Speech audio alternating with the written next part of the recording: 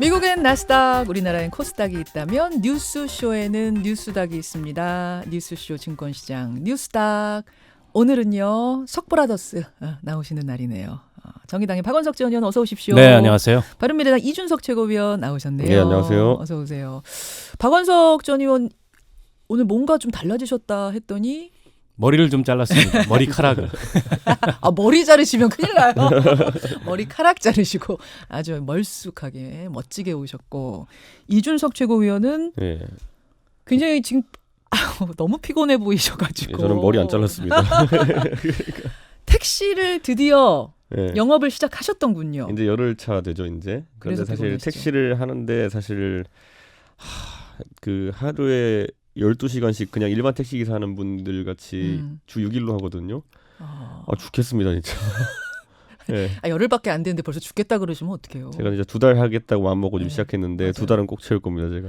그러니까 댓글쇼에서는 우리가 설명을 드렸지만 네. 지금 뉴스쇼 본방송에서는 설명 안 드렸거든요. 그러니까요. 근데 이게 네. 사실 4차 산업혁명 시대에 예. 저는 구산업이랑 신산업이 계속 충돌할 거라 보는데 네. 사실 안타깝게도 그저께도 이제 한 분이 또 분신을 하셨거든요. 맞아요. 그러니까 예. 저는 이 구산업에 있는 분들의 마음을 이해하지 못하고 과연 신산업을 얘기하는 게 옳은 것일까? 저는 개인적으로 저희 동네에서 가장 상계동 제가 고향이지만 눈물 나는 게 어릴 때 제가 자주 가던 서점이랑 문방구 없어진 거 되게 안타깝거든요. 근데 그분들이 사라질 때 사회가 그분들이 관심을 가졌었느냐? 예. 그러니까 예를 들어 온라인 서점이 대두되고 예전에 초등학교 준비물을 이제 학교에서 나눠주기 시작했을 때 그게 다수에 의해 가지고 그게 옳은 것처럼 그냥 몰아갔지 그분들의 생계 대책이나 이런 것에 대해서 고민 많이 안 했거든요. 그래서 택시를 영업해봐야겠다. 제가 자격증 딴 거죠. 제가 택시 업계 처음에 가가지고요. 네. 그 택시 정책, 카풀 정책 이거 좀 그 하려니까 좀 알려주세요 그랬더니만은 맨입으로 안 된다 그러더라고요. 예, 그러니까 그래서 한 2달 정도 이제 해보겠습니다 그랬는데 사실 그 정도로 택시 기사분들은 지금 자신의 마음을 이해해주는 정치 세력이 없다라고 예. 생각하는 것 조만간 같아요. 이제 국회 앞에 카풀 반대 집회에서 만나게 될 거예요. 네. 이준석 최고 네, 이준석 의원. 머리띠도 좀 두르고. 아직 열흘밖에 안 하셨으니까 사실 뭘 느끼셨냐 저는 그걸 묻고 싶은데 열흘밖에 안 하셨으니까 네. 조금 더 한 다음에 나중에 특집으로 제가 한번 하겠습니다. 뉴스닥에서 한번 풀도록 하죠. 오늘 뉴스닥 주제 들어갑니다. 먼저 상한가부터 갈까요? 박원석 전 의원 상한가? 저는 베트남 하노이를 상한가로 정했습니다. 오늘은 도시가 상한가네요. 예. 베트남의 하노이 잠깐 기다리시고요. 이준석 최고위원 저는 오세훈 시장을 골라보겠습니다. 오세훈 시장 예. 불출마할 것 같이 이제 보이콧하다가 결국은 출마 결정을 한 오세훈 시장. 자 잠깐만요. 우선 베트남 하노이 뭐 상한가 줄만 하네요. 네, 뭐 지금 어쨌든 세계의 이 회담을 유치해서 그러니까 베트남 내에서 다낭하고 경쟁 아닌 경쟁을 해서 그렇죠. 결국엔 하노이로 선정이 됐는데요. 예. 다 아시겠지만 이제 하노이는 베트남의 오래된 수도고 또 과거의 베트남 전쟁 시절에는 북베트남의 수도였습니다. 그래서 여기가 프랑스와의 식민지 전쟁 그리고 미국과의 제국주의 전쟁의 일종의 승전의 성지죠. 베트남으로서는 굉장히 자부심이 강한 도시고 또 베트남의 개혁 개방 정책의 심장이라고 할 수 있는 그런 도시이기 때문에 베트남으로서 의무부여를 굉장히 크게 하고 있을 거고요. 예. 무엇보다 이번에 이제 트럼프 대통령은 전에 한번 갔었어요, 베트남을. 그렇죠. 근데 이제 김정은 국무위원장이 국빈 방문을 하게 될 것 같습니다. 지금 베트남 외교부 장관이 평양에 들어가 있지 않습니까? 그거 조율하러 간 거죠? 예. 국빈 방문으로 할 거냐 아니냐. 예, 그게 이제 55년 전에 그러니까 이 김정은 이 위원장의 조부인 김일성 전 주석이 베트남을 방문한 적이 있어요. 2차례 방문했는데 마지막으로 방문했던 게 55년 전 1964년도에 그래서 호치민 주석하고 당시에 정상회담을 했었는데 예. 아마도 이번에 방문을 하게 된다면 그런 일종의 이제 사회주의 혈맹으로서의 양국 간의 그런 긴밀한 관계, 돈독한 관계를 재확인하는 동시에 베트남이 걸었던 개혁 개방의 길을 중국에 이어서 참고하는 이제 그런 행사가 되지 않을까 싶고요. 여러모로 베트남으로서는 의미 있는 그런 그 일정들이 아닐까 싶습니다. 근데 원래 트럼프 대통령은 다낭을 가고 싶어 했고 거기가 보안도 좋고 또 전에 갔던 것도 다낭이더라고요. 그렇죠. 예, 다낭을 밀었고 북한에선 하노이를 밀었는데 어떻게 하노이가 결정된 거예요? 북한이 그런 원칙이 있습니다. 그 해외에 나가서 정상회담을 할 때는 자국 대사관이 있지 않은 곳에서는 하지 않는다. 그러니까 지난번 싱가포르 같은 경우에도 자국 대사관이 있었거든요. 그러니까 북한이 근데 아무리 그렇게 원했어도 트럼프 대통령이 강하게 다낭이다 계속 밀어붙였으면 안 됐을 텐데. 뭐 아마 그걸 내주고 뭘 받았는지는 모르겠지만 북한으로서는 무엇보다 중요하게 생각하는 게 최고 지도자의 안전이기 때문에 어쨌든 자국 대사관이 있는 것과 없는 것은 큰 차이가 있어서 마지막까지 회담 장소를 하노이로 고집을 했던 것 같고 또 만약에 이게 국빈 방문하고 연결이 된다면 예. 다낭이 되면 동선이 좀 복잡해집니다. 그런 것도 아마 고려를 하지 않았을까 싶어요. 그렇군요. 북미 회담 날짜 장소 다 나왔으니 김정은 위원장 답방도 곧 있는 거죠. 그렇다고 봐야겠죠. 만약 선거가 북미 회담에서 있게 된다면은 그 남북 간의 이제 회담 같은 경우에는 곧바로 뒤이어지는 것이 맞고 그리고 그 장소를 놓고 이제 아마 서울이나 또 제주도나 비슷하게 이제 논란이 있겠죠. 아, 서울이냐 제주도냐. 예, 근데 저는 사실 베트남에서 어느 도시냐를 우리가 지금 갖고 얘기했는데 사실 네. 베트남으로 정해진 것 자체도 상당히 파격적이었던 게 사실이에요. 아. 왜냐하면 미국 입장에서는 어쨌든 예. 베트남 전쟁에서 사실상의 패전을 한 그런 그래. 위치에 있고 아픈 곳이죠 생각하면 그렇죠. 미국 입장에서. 미국이 진 몇 안 되는 전쟁 중에 하나입니다. 그렇죠. 예, 제가 실제로 예전에 진중권 교수랑 같이 베트남에 가서 이제 뭐 방송을 찍을 적이 있었는데 예.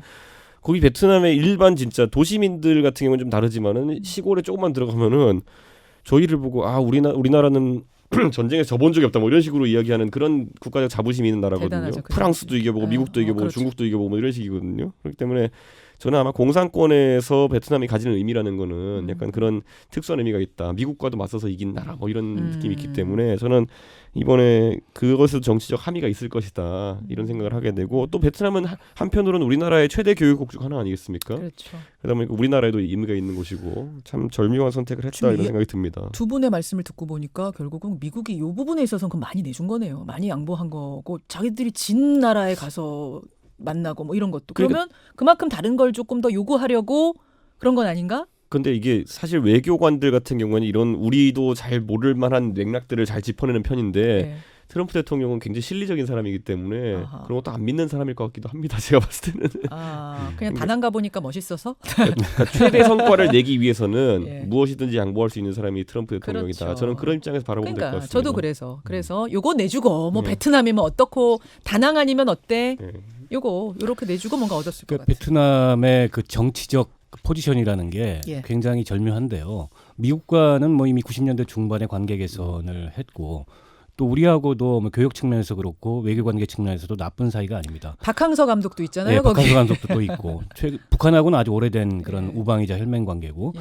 그래서 이렇게 두루 관계가 좋기가 사실은 쉽지 않은데 음. 더군다나 이제 과거사를 생각한다면 예. 그런 면에서 봤을 때 베트남이라는 나라가 굉장히 실리적인 이 실리를 추구하는 아. 그런 나라가 아닌가 싶기도 해요. 알겠습니다. 어쨌든 베트남의 승리네요.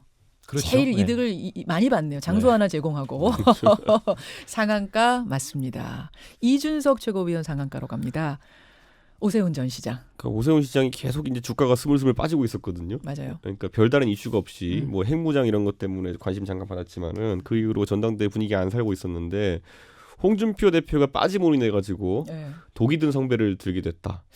자, 잠깐 그 전에 네. 홍준표 전 대표는 왜 그렇게 쉽게 불출마 선언을 한 거예요? 왜 그냥 나는 빠지겠다 한 거예요? 이게 진실을 말할 때가 제일 위험한데 제가 예. 진실을 말하자면은 우리가 지난번에 이제 홍준표 대표가 전당대회 나왔을 때 뉴스닥에서 제가 언급했던 게 있거든요.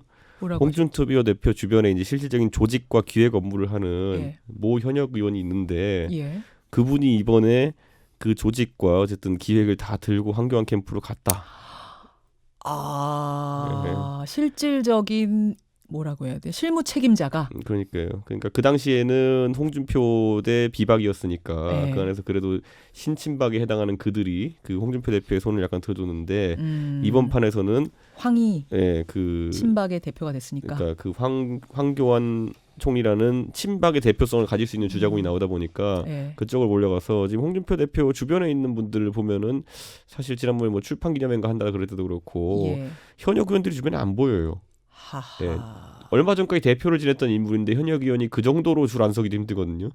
그 정도예요? 그러니까 저는 그런 의미에서 아마 홍 대표가 현실적인 문제를 가졌을 거다. 왜냐하면 본인이 현역 의원도 아니다 보니까 예. 이게 아무리 원외도 할 수 있는 당대표라고 그러지만은 이 선거 과정에서 보좌진 9명 있는 거랑 없는 건 천지 차이입니다.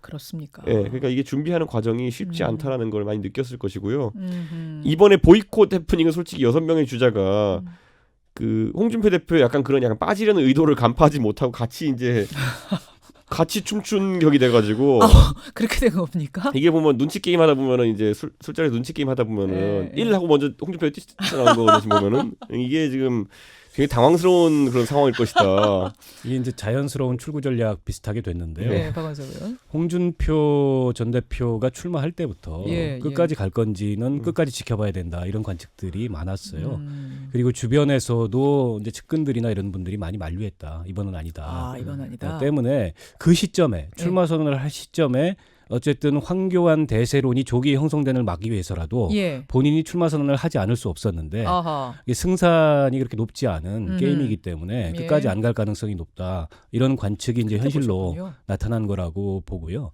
사실 이번에 그 6명 보이코트 이 전대주자들은 사실 원칙에는 맞지 않습니다. 그쵸. 전당대회 일정을 작년 연말에 이미 정했기 때문에 그렇죠. 그때는 그 남북 정상회담 북미 정상회담이 2월 말쯤에 열릴 수도 있다는 게 예측이 됐던 시점이었어요. 예. 이미 그게 예측이 됐는데 그때 정해놓고 그걸 뒤바꾸자고 하는 거는 사실은 박관용 그 자유한국당 선관위원장의 말씀이 맞는 거죠. 엄청나게 화내셨어요, 네, 그분. 공당이 그런 걸 갖다 이렇게 한번 정해놓고 뭐 일정의 유불리를 감안해가지고 바꾸고 이거 원칙이 어긋난다 그 말이 맞고 저는 나머지 주자들도 대체로 출구 전략을 이걸로 삼은 게 아닌가 싶고요. 기탁금 1억. 이것도 적지 뿐만 아니라 않잖아요. 저 자유한국당 전대는 돈이 전체적으로 굉장히 많이 듭니다. 아, 기탁금 외에도. 예. 그러니까 이게 제가 자유한국당 전당대회를 가보면요. 예, 저도 예. 이제 한 두세 번 가봤는데 예. 뭐가 있냐면은 우선 장충체육관을 채울 정도는 돼요. 예, 모이는 거는. 예, 킨텍스를 채우고 장충체육관을 채울 정도의 당원 조직 동원이 되는 당이기 때문에 예. 그 말은 무엇이냐면 가서 우선 좀 민망하지 않은 상황도 만들어야 되거든요. 근데 아까 말했듯이 홍준표 대표 측에서 조직과 기획을 상당 부분 다 자리하고 있던 인사가 누구예요? 그거 뭐 나쁜 일도 아닌데 알려주시면 안 돼요? 전화 와요. 그러니까 얘기 못해요. 아, 그럼 이니셜만 알려주세요. 지난번에 전화 왔잖아요. 그래서 제가 목표했다가 아니 이게 뭐 이게 사실인 건데 뭐 말 못하나? 신친박의 삼선 의원입니다. 신친박 삼선 누구지? 좀 젊은 친박 쪽의 삼선 의원인데 어쨌든 저는 굳이 얘기하자면 이제 홍준표 대표가 아까 말했던 것처럼 예. 이런 거 하나 센스는 뛰어나다 확실히. 다 같이 6명 해가지고 공동 투쟁 전선 할 것 같지 않고 자기가 1하고 손들고 나가는 거 이런 거는 눈치 게임 잘하시는군요. 그러니까 확실히 이분이랑 술 마시면 재밌을 것 같습니다. 근데 오세훈 시장 같은 경우에 예. 그 입장이 홍준표 전 대표하고 좀 다릅니다. 오세훈 시장은 당내 입지가 거의 없어요 지금. 예. 그리고 더군다나 중도 하차 이미지가 굉장히 강하거든요. 서울시장 때문에. 중도하차. 근데 이번에마저도 중도 하차를 하면은 앞으로 정치적 미래가 없습니다. 그래서 뿐만 아니라- 독이 든 성배다 이런 거예요. 네, 뿐만 아니라 어쨌든 이번 게임에서 아마 그 이길 가능성은 지극히 희박한데 그렇다 하더라도 이른바 개혁 보수 중도의 이미지를 일관성 있게 가져간다면 설사 지더라도 이후의 정치적 미래가 조금은 남아 있는데 만약에 나가지 않고 주저앉으면은 네. 중도 하차 이미지가 또 한 번 겹쳐지면서 굉장히 유약한 사람이다 이런 평가로 끝날 가능성이 높아서 나가지 않을 수 없는 위치에 그러네. 오세훈 시장은 몰린 셈이 되는 거죠. 저도 동감합니다. 근데 선거는 진짜 모르는 게요. 우선 1대1구도 비슷하게 재편되면요. 우선 황교안 총리랑 성향이 비슷할 걸로 예상되는 적어도 박근혜 대통령 석방 문제 이런 거에 대해서 김진태 의원이 존재하기 때문에 예. 오세훈 시장이 물론 독이 든 성배에 가깝긴 하지만은 예. 구도 자체는 잘 자리 잡힌 것 같다. 황교안, 김진태 대 오세훈. 그렇죠. 이제 어쨌든 거기는 갈라지긴 갈라질 거다. 그게 원래 9대 1로 선거에서 갈라지든 8대 2든. 그러니까 친박 대 비박 대결 이렇게 되는 게 훨씬 더 편합니다. 그런데 거기에 막 홍준표 대표 같이 뭘 하는지 모르겠는 분 하나 껴 있으면 이제 막 토론하다가도 여기저기서 두들기 맞고 이렇게 되는 상황이 오니까 사실 되게 노선을 단일화 시켜가지고 투쟁하기 힘들거든요. 근데 지금 그럼 오세훈 시장 같은 경우에는 아마 당내에서 어쨌든 개혁적인 이미지와 황교안 총리의 어쨌든 과거 정권 이미지 예. 이런 것들을 대조시켜가지고 선거를 치를 수 있는 그런 환경 자체는 마련된 거죠. 김진태 의원이 황교안 총리를 배박으로 몰아붙이지 않겠어요? 그러니까 배신한 친박. 그렇지. 그런 양상으로 선거가 진행될 것 같은데. 교도소에 책상 하나 안 넣어준 뭐 이렇게. 아니 근데 저는 대통령 권한 대행이 교도소에 임의적으로 그렇게 책상 넣어주고 이러는 것도 문제라고 또 지적당할 수도 있거든요. 그럼요. 다른 수감자에 비해서 특혜를 받았다 이러면은. 네, 근데 도대체 그건 왜 공격받는 건지 잘 모르겠어요. 근데 또 저는. 특검 연장에 대해서 내가 반대했다 이 얘기를 황교안 전 총리가 해가지고. 네. 얼떨결에 자백이죠. 알겠습니다. 그러면 어떻게 될지 모른다. 네. 예, 오세훈 전 시장도 가능성이 없지 않다. 아니 저는 이제 토론 봐야죠 저희가. 토론 봐야 된다. 예. 그러니까 황교안 총리께서 아직 지금까지 모르는 뭐 거구나. 목소리가 좋다 뭐 이런 평가 받은 적이 있어도 토론하시는 모습 이런 거 저희가 본 적 한 번도 없잖아요. 못 봤네요. 그러고 보니까. 그러니까요. 얼마 전에 선거를 치러본 적이 TV에 뭐 종편에 출연해가지고 한 40분 대담하는 걸 제가 지켜봤는데 예. 정말 고구마 10개 먹은 듯한 그런 느낌을 받았습니다.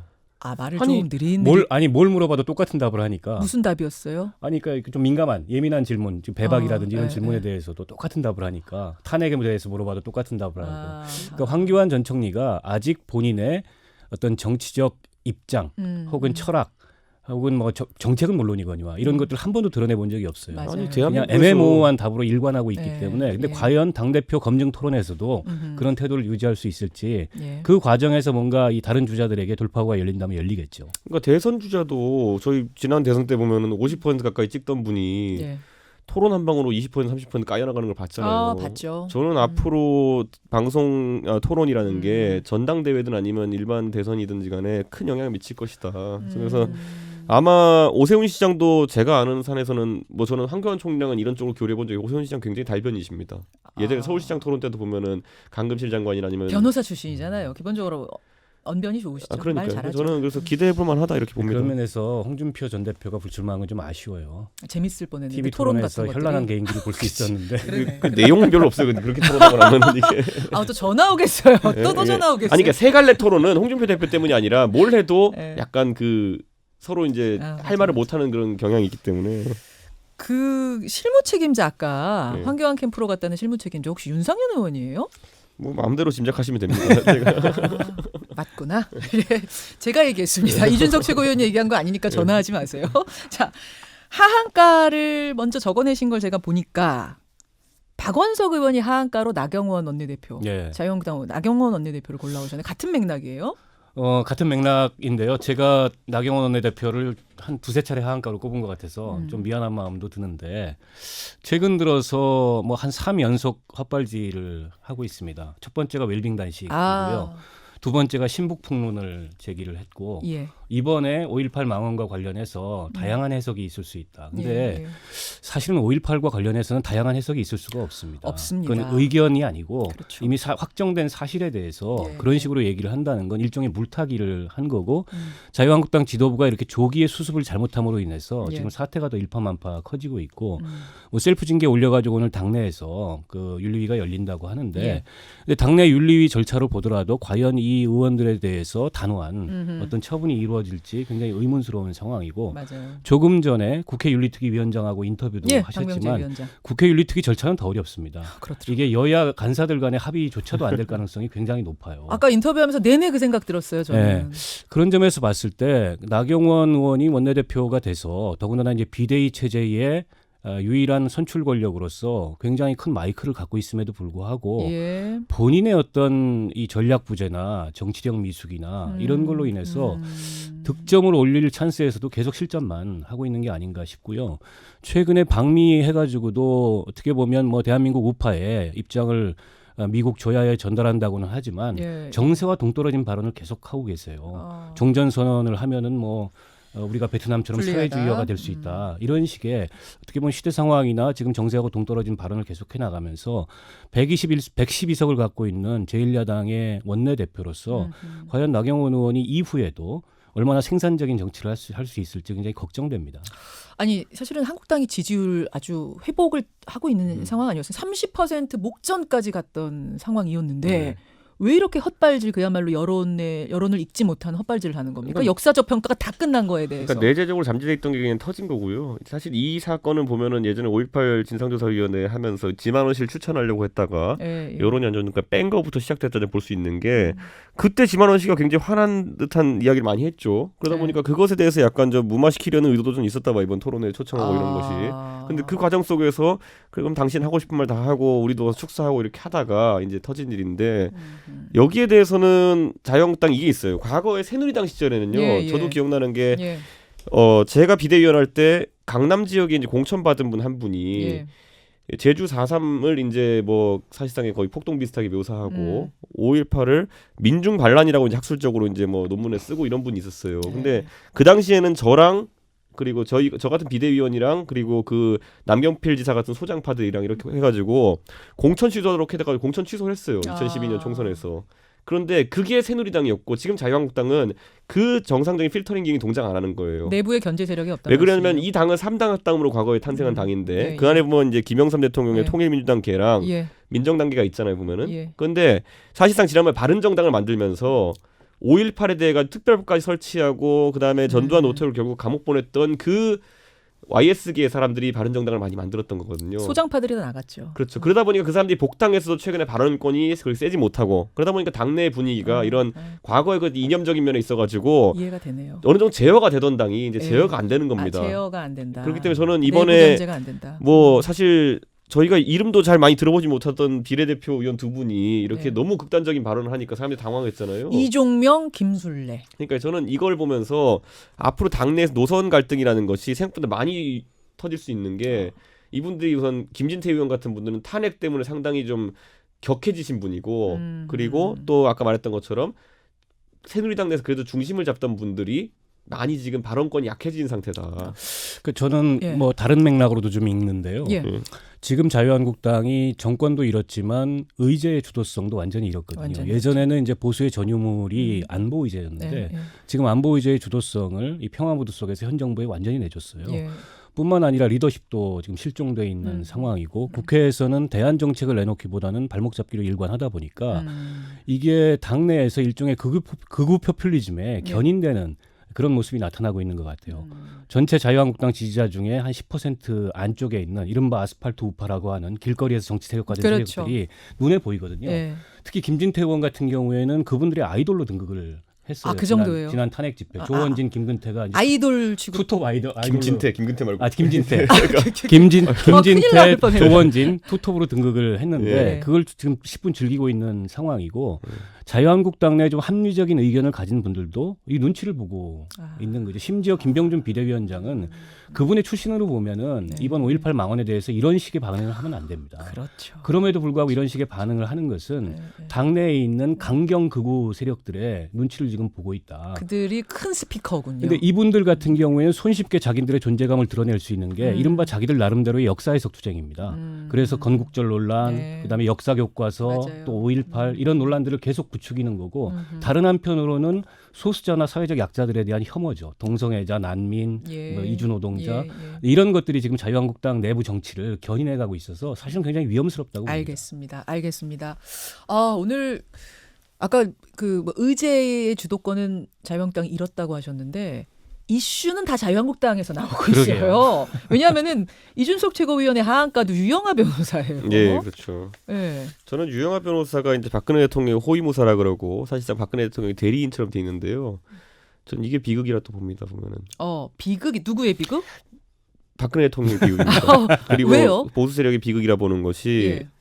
박근혜 대통령이 우리가 이제 과거 이제 선거를 이제 주도하던 시절에 보면 선거 여왕이라는 칭을 들었잖아요. 그렇죠. 근데 그게 본질이 뭐냐면요. 이길 수 있는 선거에 들어가고 또 내가 개입해서 이길 수 있을 것 같은 선거에 개입하는 겁니다. 예. 절대 질 것 같은 선거는 안전거리 유지를 합니다. 안 들어가요, 아예. 가장 대표적인 게 예전에 박원순 시장이랑 나경원 의원 서울시장 붙었을 때 예. 안 도와줘요. 아하. 예. 그래서 나경원 의원이 굉장히 좀 화가 많이 났었는데 싫어서 안 도와준 거 아니에요? 뭐 그런 측면도 있죠. 근데 가서 이길 수 있다 그러면 생색을 좀 내고 했을 텐데 막판에 마지못해서 한두 번 가지고 그냥 안 도왔거든요. 그건 그게 결정적이었다 보는데 이런 상황 속에서 박근혜 대통령이 이게 아무리 그 구치소에서 방송이 지상파 방송 3개 편집해서 나오는 것밖에 없다 하더라도 상황을 모른다는 건 저는 말이 안 되고요. 지금 상황을. 그런데 거기서 황교안 총리가 거의 우세하다고 보여진 판에서 본인이 선거 개입을 한다? 그걸 의지로 밝혀서 좀 믿을 수가 없습니다. 그러면은 지금 유영하 변호사가 TV조선에 나가서 한 그 인터뷰들, 그러니까 황교안 전 총리에 대해서 박근혜 전 대통령이 안 좋은 마음을 갖고 있다라고 했던 그 인터뷰는 박근혜 전 대통령 생각이 아니라 유영하 변호사 개인 생각일 가능성이 크다? 자 보시면요 과장이거나 아니면은 이건 완전히 제가 봤을 때는 호도다라고 보는 게 503번호 모른다 이런 얘기를 박근혜 대통령이 입을 했을 것 같습니까? 아니잖아요. 본인이 거기다 더 얹은 거잖아요. 지금 잘 모르시는 분도 계실 것 같아요. 제가 대신 설명하자면 네. 유영하 변호사가 TV조선 인터뷰 나가가지고 박근혜 전 대통령의 수인 번호조차 황교안 총리가 모르고 책상도 안 넣어주고 했던 것에 대해 서운하게 생각하고 계신다 이랬거든요. 박근혜 대통령이 그런 거 미주알고주알 얘기하는 스타일은 아닙니다. 보면은 예를 들어 예전에 유승민 의원이랑 다툴 때도 보면은 뭐 이래서 저렇고 이런 게 아니라 그냥 배신의 정치를 심판해 주십시오 그냥 이러고 넘어가는 거거든요. 굉장히 은유적으로. 그러니까 저는 이게 화법 자체가 유영하 변호사가 제가 봤을 때는 해석해서 전달하는 거 있는데 뭐 기분 나빠하더라 딱 기분 나빠했을 수는 있죠. 근데 그걸 가지고 나머지 이제 살을 붙이는 거는 좀 있을 것이다. 저는 근데 이게 박근혜 대통령 같은 경우에는 만약에 이번 판에 그런 예. 식으로 직접적으로 개입해가지고 예. 황교안 총리가 이기잖아요. 예. 그러면은 뭘 증명하는 거냐면 박근혜 대통령의 영향력이 없다는 걸 증명하는 거예요. 그렇게 되네요. 그러니까 그렇게 끼어들 리가 없어요. 이거는. 섣불리 끼어드는 게 유리하지 않네요. 그러니까 저는 분명히 여기 어딘가에서는 다른 사람의 의도들이 개입됐을 것이다. 아. 예를 들어 지금 이번에 황교안 총리가 나오니까 우리 처음에 예상으로는 신박들은 좋아하겠구나 그랬는데 홍문종 의원 같은 경우에 굉장히 강하게 반발했잖아요. 맞아요. 저 사람이 한 게 뭐가 있냐는 맞아요. 식으로. 예. 그러니까 이런 게 전부 다 지금 친박 내에서의 세력 서로 갈등 견제. 구도다. 전 그래서 아. 이번에 잘 생각해봐야 되는 게 황교안 총리 대세론이 있긴 하지만은 예. 나경원 대표가 비박 성향이 강한데도 불구하고 이번에 등에 업혀가 친박 등에 업혀가지고 원내대표 됐잖아요. 예. 그러다 보니까 황교안 총리가 등장했을 때 본인들 입지가 약하다고 생각하는 예. 아까 말했던 구친박 같은 경우에는 예. 의외로 오 시장한테 접근할 가능성이 있습니다. 아, 그래서 판을 모른다. 박근혜 전 대통령이 우리가 잘 알지만 옥중 정치를 할 만큼 그렇게 사고가 복잡하거나 원모 심리가 있는 분이 아니에요. 단순한 서운함을 아마 얘기했을 텐데 그걸 부풀려서 지금 호가호위 하고 있는 거고 그럼 뭐 본인의 정치적 입지나 여러 가지 계산들이 있을 텐데 것이다. 사실 별로 바람직한 모습이 아니죠. 아, 알겠습니다. 지금 뭐 많은 분들이 문자도 많이 보내주시고 그러시는데 제가 이 분야는 전문가입니다. 오늘 피곤한데도 불구하고 발언 분량이 많았습니다. 해주석 최고위원. 아무튼 택시 운전 잘하시고요. 예. 두 달 기간 동안 많이 좀 느끼고 오시기를 바라고요. 그러니까요. 박원석 전 의원 콜 한번 부른다 그러셨잖아요. 네, 불러야죠. 네. 정의당은 제가 막 청구할 겁니다. 지금. 어디든 달려가는 겁니까? 더블로 부르겠습니다. 박 의원님이 멀리 사셔가지고 도움이 많이 돼요. 어디 사세요? 저는 고양시에서. 네. 그렇죠. 그러시죠. 거기시죠. 여기까지 오늘의 뉴스닥 두 분 고맙습니다. 고맙습니다. 감사합니다. 바른미래당 이준석 최고위원, 정의당 박원석 전 의원이었습니다. 김현정의 뉴스쇼는 청취자 여러분의 참여로 이루어집니다. 트위터, 페이스북, 레인보우 게시판, 그리고 단문 50원, 장문 100원의 유료 문자 샵 1212, 우물정 1212 통해 참여하실 수 있습니다. 김현정의 뉴스쇼, 여러분과 함께 만듭니다.